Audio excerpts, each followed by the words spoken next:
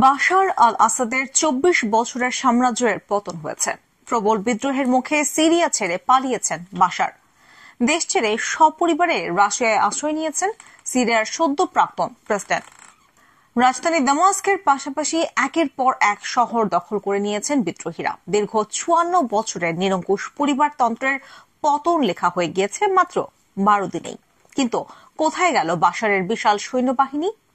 কয়েক দশক ধরে যারা বাশারের দুর্গ রক্ষা করে এসেছে, ইতিহাস বলছে ২০০০ সালে সিরিয়ার প্রেসিডেন্টের সিংহাসনে বসেন বাশার। তার আগে তার বাবা হাফিজ আল আসাদ দীর্ঘদিন ওই কুর্সিতে ছিলেন।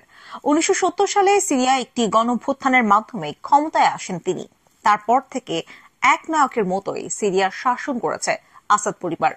একের পর এক বিদ্রোহ, গণহত্যা এবং মানবাধিকার লঙ্ঘনের প্রচুর অভিযোগ উঠেছে, কিন্তু সব ক্ষেত্রেই ঢাল হয়ে দাঁড়িয়েছে অনুগত সেনাবাহিনী।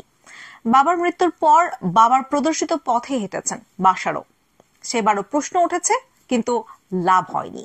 গত ১৩ বছর ধরে কড়া হাতে যাবতীয় বিদ্রোহ দমন করেছে বাশারের প্রশাসন, আর তার দুর্গ রক্ষা করেছে ৩ লক্ষ সেনা। ২০১১ সাল থেকে বাশার সরকারের বিরুদ্ধে বিদ্রোহ শুরু করেন সাধারণ মানুষ। শুরু হয় সিরিয়ার গৃহযুদ্ধ। প্রথম থেকেই এই যুদ্ধে বিদ্রোহীদের সমর্থন করেছিল আমেরিকা।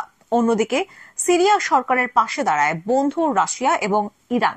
কিন্তু গত ২৭ নভেম্বর থেকে পাশা উল্টোয়। সিরিয়ার বিদ্রোহী সশস্ত্র দুই গোষ্ঠী হায়াত তাহরির আল শাম এবং তাদের সহযোগী জয়েশ আল ইজ্জার যৌথ বাহিনীর আগ্রাসনের মুখে কোণঠাসা হয়ে পড়ে সিরিয়ার সরকার।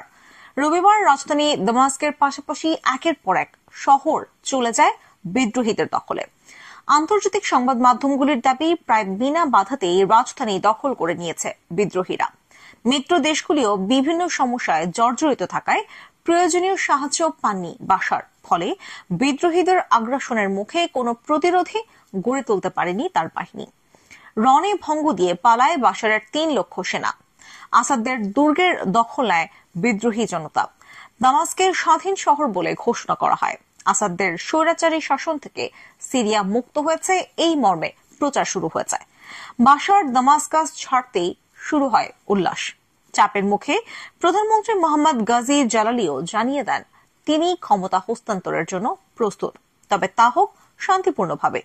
এরপরই কাতারের দোহায় সিরিয়ার দূতাবাসে শুরু হয়ে যায় স্বাধীনতা উদযাপন। মাত্র ২ সপ্তাহেরও কম সময়ের মধ্যে জবনিকা পতন হল ৫৪ বছরের স্বৈর শাসনের।